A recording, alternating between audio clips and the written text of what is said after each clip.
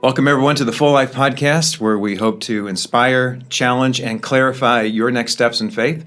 I'm David Lawson, and today we are talking about your money, how to win with your money. Well, this podcast grew out of a sermon series here at Grace called Winning with Better Decisions and Fewer Regrets. Now, I encourage you to like, share, and subscribe this podcast because that will allow you to be updated on future episodes and share with other people what you are learning. Or you can just text podcast to our number, 330-264-9459. Now, in this series called Winning, we have been talking about what winning actually is. What does it mean for me to win in life? We've been talking about winning with our thoughts. We've been talking about winning with our decisions. And if you haven't watched any of these messages or had a chance to participate in any of them, I encourage you to go to grace4ohio.org and kind of catch up with them. I know that they'll be an encouragement to you, and they will help you take the next steps in your spiritual journey. But this last Sunday, we heard from our operations director, Jeff Walter, in talking about money, how to win with our money. Jeff, great to have you with us because we're going to talk a little bit more about this and how to take our next steps in winning with our money. It's just great to have you with us. Thanks so much, Dave. Looking forward to this. It's going to be an awesome conversation. Yeah, it's been a little while since you've been on the podcast, so you might want to reintroduce yourself to people who might not know who you are. Yeah, so I'm the operations director here at Grace. So a couple of different things that fall really under my realm of responsibility, but really the one that I got the passion for the most and the one that I think God's kind of rigged me up to be is with finance. So oversee our budget here at church, oversee a lot of things that come along with that, and ministry is fueled by our resources, and so it's an awesome fit for what I get to do here at church. Yeah, and church hasn't been your only part of your career. You've also been in the financial world, right? Yeah, absolutely. So that's kind of where I started. So right out of college, wasn't sure if going right into ministry. Actually, somebody had recommended to try just a few different things, and it really crafted who I am today, and I'm glad that I did because I jumped in the corporate world for a little while, and I was a licensed stockbroker for a couple of years with a couple of national brands. So it was an awesome fit to not only learn just the personal skills, but really catch a passion for the business side of what we do within the ministry setting. So yeah, like I said, it's really prepared me for what I get to do now within a church setting, coming from a corporate world. Yeah, and I wasn't around you very long. I didn't know you when you came on staff. Didn't take me long to get to know you. You're really easy to get to know. But I wasn't around you very long before I realized, man, this guy is really passionate about this. This isn't just a job for him. Yeah. It's not just something he has an aptitude for. Mm-hmm. He's really passionate about this. He's passionate about corporate finances or nonprofit finances because you understand the value of leveraging dollars that are given sacrificially for the cause of Jesus Christ. But you're really, I think more than that, you're really passionate about personal finance. So Tell me a little bit about why that's the case for you. Yeah, I think for what I've seen over my years is that so many times people want to either do something in their personal lives or they want to give more, they want to live more generously. But so often that debt and the way that we interact with our money creeps in to where we don't have the opportunities to really seize the opportunities that are in front of us. So that has been a major passion for me. And then beyond that, quite honestly, just within our own team here on staff is that, a ministry role, while we're paid well, we're able to live our lives as we should. Ministry, you don't get into it for the money, right? So I want to make sure that our team and our staff is ready for what comes next, maybe after ministry, maybe later on down in the road. I want to make sure that they're ready. And so that's why all of that passion kind of intersects with not only just what our team is doing, but I also think that a lot of those personal finance skills translate over to the corporate world and to our businesses and to our nonprofit organizations. There's not a lot of things that we do at church that I don't personally do in my own life. So it really does just combine well. Yeah, well, I'm looking forward to getting a little bit of insight about what you do in your personal life because I think that will be a value to people. But this thing about finances, it's a real issue. Mm-hmm. It's a point of tension, and it's a point of contention oftentimes in people's relationships. And, Jesus wasn't kidding when he said, where your treasure is, there your heart will be also. It's like there's this tether between our heart and our treasure, our money. And he didn't say it the other way around. He didn't say where your heart is, there your treasure will be. He said, no, where your treasure is, there your heart will be. And we often talk about, just take a look at your checkbook. The same is true with our time. Take a look at your checkbook, and I can tell you what your priorities are. Show me your receipts, and I can tell you what you value. And it's because of this principle, right, that where our treasure is, there our heart is also. And it is a point of tension, and people struggle with this. Sometimes marriages struggle with this. There's relational tension with it. There's personal tension with it. There's disappointment. There's regret. There is sometimes depression that kind of comes along with it. So why can't we get this thing right? I mean, what is it about this that is so troublesome for us? Yeah, I shared the story on Sunday, but the fact that like when we first got married, right, we're just a young couple, we're trying to figure things out. I guess I kind of had this expectation from the get-go that it was going to be simple. We're going to make it to the top. We're just going to take the world by the horns right away, right? And we got married and things kind of settled in. You get past that first month of the honeymoon, and then we kind of realized, wow, we've got some student loan debt. This is going to create a barrier to what we want to do for the long term, right? And so initially, it created a barrier within our marriage, right? There was a point of contention. It was a point of, the majority of when we were having a tension point, it was money related. And so we got to this point that we realized we don't want to do this anymore. We don't want to have these fights. We don't want to have this as being a shackle that's holding us to our past of something that was really good. College is a good thing, right? But it doesn't have to be the way that it is with carrying a lot of debt later. And so we made a decision that we were going to work really hard. We were going to partner together, and we were going to get through it. And so after 5 years of marriage, we knocked out $65,000 of student loan debt, which it seems like a lot. At the same time, other people have a lot more, right? So by all means, is this story incredible? No, it's kind of the average story, right?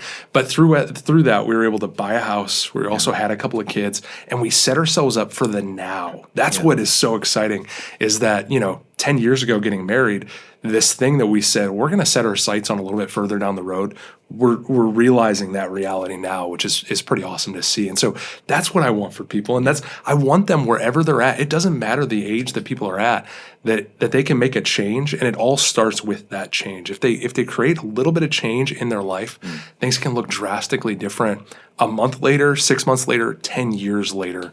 It's an awesome thing to watch people work through those situations. And one of the big verses that from Sunday, maybe not my main verse, but Proverbs 21:20 says, "The wise store up choice food and olive oil, but fools gulp theirs down." Man, when people gulp it down, it just creates these challenges in life, and that's not what we want. And that's not what God wants for them. Right. What I like about your story is there was this recognition. You knew something was holding you back. You recognized it was the debt.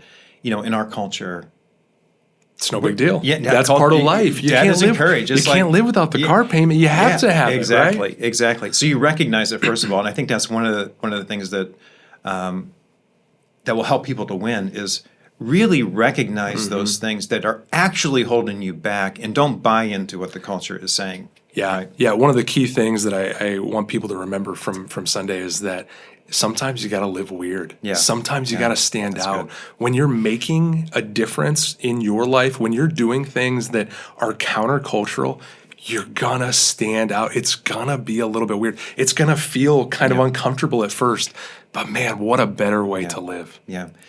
And maybe surround yourself with some other weird people too. Absolutely. Yeah. Right? But one thing about your story, and one thing about you that you said on Sunday that I wrote it down, that I think is that I really want to dive into in our conversation here. You said that a lot of this, of course, is some of what you know, but a lot of it is what you do. You said this. You said 20% is what you know. It's head knowledge, yeah. Yeah, it's head knowledge. But what separates winning from losing, so to speak, is the right attitudes and behaviors. 80% of it is what you do.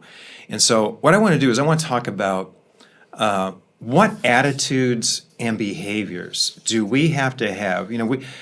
There's the nuts and bolts, live below your means, make sure you're saving X amount of dollars, X percentage, make sure you're giving, setting aside for retirement, X percentage, make sure you're giving X percentage. All those things are principles that have really been timeless.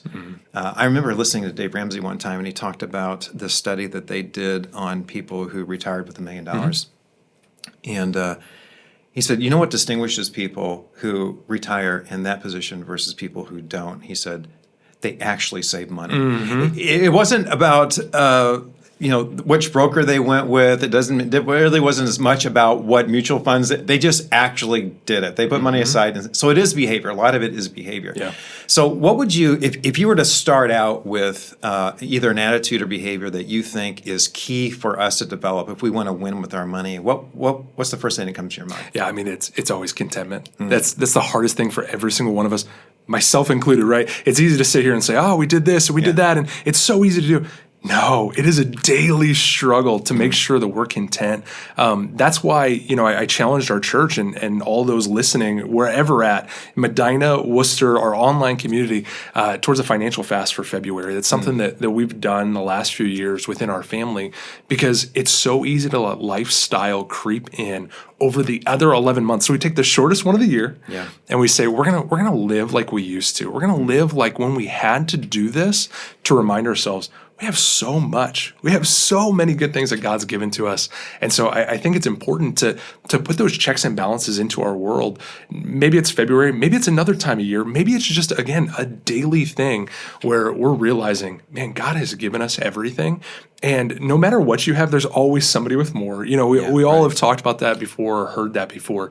But contentment is key. If we don't have contentment, man, you guzzle it down. You're the fool in that situation, because you always want more, and there's never going to be enough. So contentment is key every single time. So let's go into the February fast for a little bit. I think you and I talked about this actually the other day when I was exploring this. But if everybody has a budget, and so let's say we have X number of dollars in our budget for the month, and if what would it look like, even though I have the money in the budget? Do I spend up to that, or are you saying don't spend beyond that, discretionary spending beyond that? When you're talking about a fast, what are you talking about? Yeah, how it's worked for us is that we really want to get back to who we were. When we were killing off debt like crazy, you didn't go out to eat. You didn't go on the vacation. We didn't go places to just spend money, which is what so many of us do. Right. We really trim those things out. And so there's a few things that come along with that. You get really creative in the way that you're going to spend your time. Because on Friday night, instead of going out and having the dinner and paying for the babysitter, and things rack up really quick, right? Where you can spend $100 like that. Where we started to decide, hey, what are we going to do that's free? What are we going to do that's creative, right? So there's the ideas of just going to the bookstore and hanging out, right? Reading a little bit of a book and just having some quality time together is just as valuable if it's over a book or if it's over a $30 plate of food, right? So there's things like that we wanted to get back to who we were initially. And so when it comes to the budget side, ultimately the concept is don't spend what you don't need. Right? So literally, I've got 5 or 6 pairs of jeans in my closet. If a pair of jeans tears in February, I don't have to replace it because I've got another pair, right? Whereas it is so common to hop right onto the online website. You add a pair of jeans. It was only $25, Dave. It's no big deal. Yeah. But then you add the shirt, you add the sweatshirt, the pair of shoes, and it just racks up. It is so easy for us to spend money in our culture. And so this is just a nice way to reset our mindset on contentment and what we actually need in order to live and to live for a month, right? But then you gave us an added incentive too. You said now the money you save from that, you gave us a recommendation about what to do. Yeah. So a couple of things that come along with that then is what do you do with it, right? So, all right, I saved $100 or I saved a few $100s, or I think there's going to be some people that take this challenge that will save a few $1,000s in a month. Really? Right? That's what I personally, I believe that. I think they'll see that. It's going to be an incredible thing for some people, right? But what I challenge our church towards then is to save 50%. Right? Just put it away. Okay. Whether that's an emergency fund, maybe you don't have an emergency fund currently, maybe you do, but put it away, save it, right? And then the other side, give it away. And that's where you can also get really creative is how can you influence the neighbor family? How can you influence the young married couple? How can you influence the person that maybe you interact with the checkout line, every week, and you kind of know their name and a little bit about their story. Or maybe it's another organization. Maybe it's Grace Church. Maybe it's something else that you have a passion for. Use those resources that we've freed up in order to make a difference in our world. That's a key aspect of that. On top of, throughout this entire thing, we want you to memorize scripture as well. And so we want to remove some spending from our lives and add scripture to it. And I think it's going to be a life-changing thing for some people. That's great. Because and what I like about that is the perspective on it, because I'm not just doing this for me. I'm not just doing it for my family. As important as that is, I'm not doing. Absolutely. I'm doing it for somebody else. I'm making a change to my life. I'm following up on a challenge that's going to bless and encourage somebody else. That's a really, really good step. Very inspiring. Think about how simple that is to eat out a few less times for lunch, packing your lunch instead, and that's going to go to influence somebody that That's pretty cool. you either do know already or are going to get to know That's a pretty lot cool. better through this situation. It's pretty That's awesome. really cool. Well, attitude is everything. Even the scripture tells us that godliness with contentment, and it says, is great gain. There's a gain in that, and that's what you're talking about. There's with that contentment, that gain is important, and with that perspective, there's a gain that happens as a result of that contentment. So that's our attitude, which is a big one. I think if we can nail down the contentment thing, we're well on our way. Man, I'd be a lot better off every single day if every day I woke up and I was like, yeah, this is good And not enough, just with right? our finances. Yeah, that's right. Everything, That's man. right.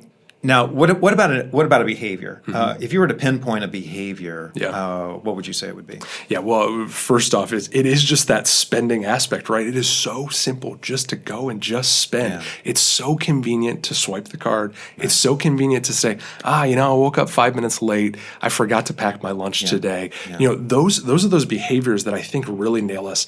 Usually when I'm interacting with people on a financial counseling side of things is 90% of the time it's we just go out to eat too much, right? Because people don't realize how quick that racks up. You go out to the local restaurant, you spend $25, but then you got the tip on top of that, right? And it goes to 33, and so it goes fast. And so I think a lot of times it's just that spending and the convenience aspect creeps into our behaviors. I think is really key to that. So you would say discipline would be one of those things that Absolutely. we really need to be mastering. Yeah, you can draw that out of that entirely, is that it's the discipline of not just saying, for convenience purposes, I'm going to do this thing.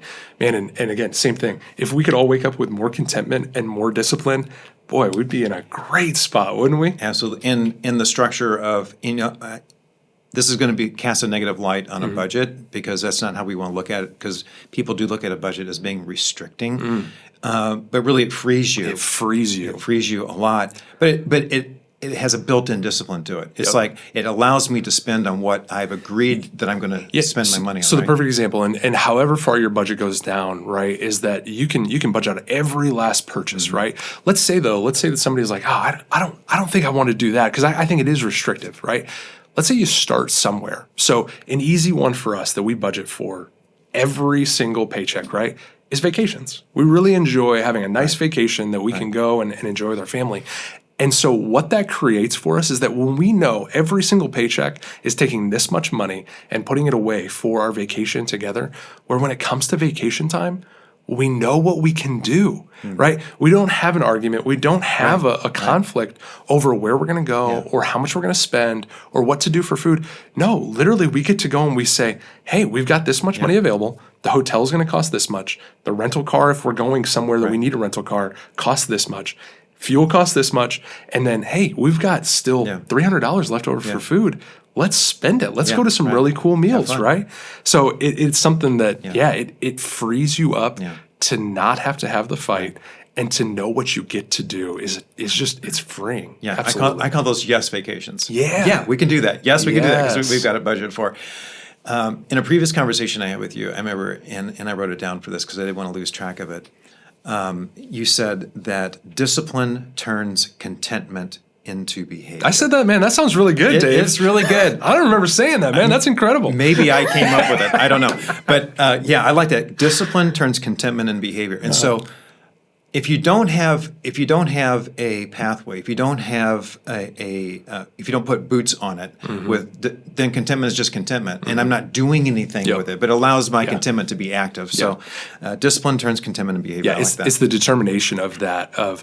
man, when we started to really live this way, we could have just given up a week in, a month in. No, we're saying we're dead set on getting out of this so that we can do these things later. I can't tell you how many times, I've either been made fun of or, me and my wife have been joked about oh, they won't be able to do that because they're planning for something else, right? Yeah. Oh, but I'm telling you, we're living the life that we wanted to live 10 years ago. That's what's so cool about it, man. Is really like we had a dream and we're living it out. Yeah. It's incredible. Yeah, it's taking awesome. a long view is really important. You mentioned a word that I want to explore a little bit, and that's determination.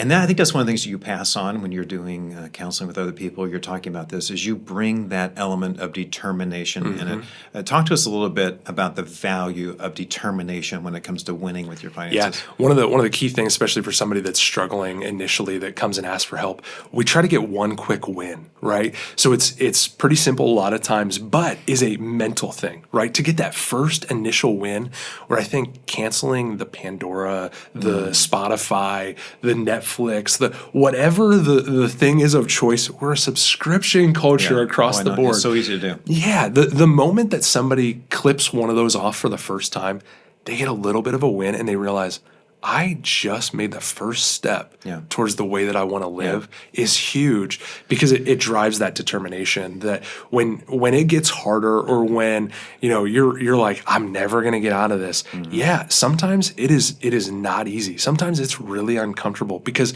it isn't what we're used to, where we get to just snap our fingers and it's done and it's taken care of.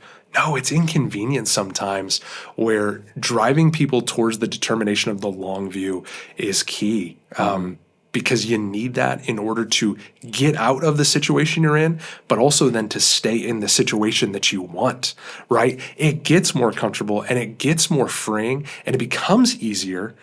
But if you lose that determination and not having your eyes set on your goals, man, it just goes away like that, because it is so easy to lose. Yeah, and if you're someone who's married, if you have spouses who are helping one another with that determination, because everybody has their weak times and their weak spots and so forth. And if you're on the same page with it, you say, no, we're gonna get this goal. We're gonna say no to this so we can say yes to this. That's the part of our story, is that, man, it truly made our marriage stronger because we accomplished something together. When we paid off the last loan, right?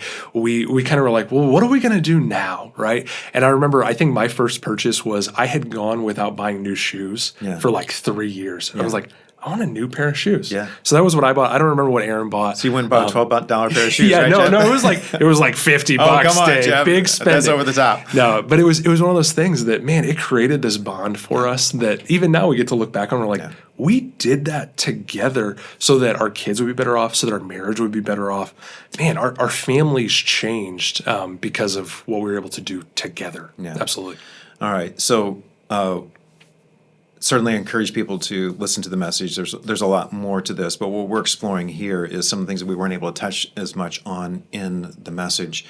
So 20% head knowledge, 80% behavior. We talked about contentment. We talked about determination. We talked about discipline. Let's talk about some next steps now. What are some practical next steps to help us to get traction on this? Yeah, I think there's some really easy, key, but tangible next steps wherever you're at, right? And so FPU, we're constantly pushing FPU, Financial Peace University. That's Dave Ramsey's course that we partner with them in order to have the telecast then for us here on our campus, where it's such an easy thing to take, and no matter where you're at. I've taken it like 15 times over the years, and every single time there's something else that I pick up along the way. But it's such an easy thing to sign up for, because we actually supplement it significantly as a church. It only costs $5 a person this next go around from February 28th to March 28th. Usually it costs $100 per household, but we're bringing it down that low of a cost. So that's a big one, is just getting some understanding of finances, and he really drives you towards those behaviors of what it takes. Not only that, we have a counseling team, a financial counseling team, of biblical financial counselors that are ready to talk with our church, where no matter what it is that you're dealing with, but specifically if that debt thing is getting in your way, and we have people ready to talk. All they need to do is text TALK to our church number, which you already stated, 330 264-9459. Correct. that debt thing is really important Absolutely. for people. There's no doubt about that because it is holding him back. And I've heard it talked about this way: when you start paying yourself instead of paying other people, Yep. you get ahead. And when I heard it that way, I was thinking, yeah, when I start paying myself what I am paying to other people, with loans or whatever it might be, I really start winning. Yep. That really adds up. Yep, absolutely.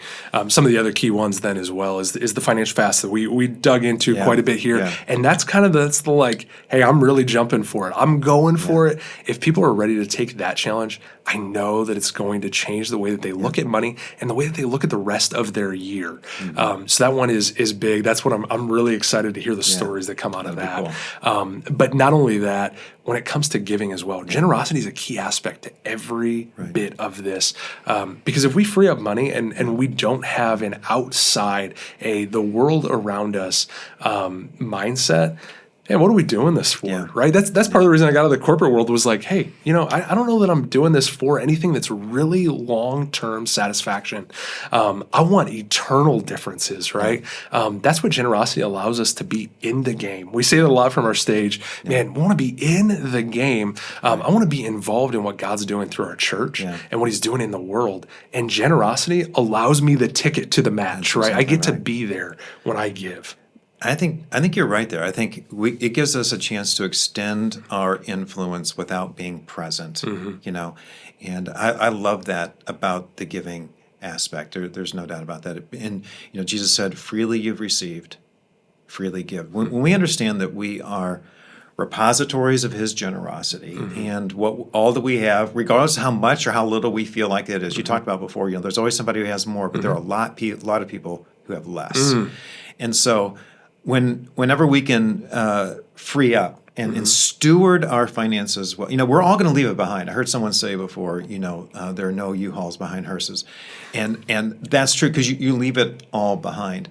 But you want to steward as best you can. You want to leave a legacy behind, and you want to leave an eternal legacy. Yep. And for someone who's a follower of Jesus Christ, you want to make sure that you're stewarding that part of your life well, because where your treasure is, there your heart is also. Absolutely. Jeff, thanks so much. Yeah, thanks for having me on. This has been awesome. Yeah, this this is really incredible. good. And I know that you're available for people who have questions. Absolutely. I encourage you to Love talking, whether it's about our church, whether it's about personal finance. I love answering these questions. I love to make sure that everybody knows, hey, we not only have an organization that we can trust, man, we're together on this. And when it comes to the personal finance side, I think that's what allows us to get that done. So, have a huge passion for this. Yeah. Well, thanks for your time. Appreciate it. I know everyone's been encouraged by it. And I hope that those of you who are listening have been encouraged by our time together and that it's helped you take your next steps in your own spiritual journey, that the full life that God has for you. If you don't have a church home, certainly welcome to join us at Grace Church, either in person or online. You can go to graceforohio.org and you can learn more about those in-person times and the times when our services are streaming. In the meantime, Jeff and I will be praying that you are able to enjoy the full life that God has for you and that you will pursue it as you learn to honor God with your finances.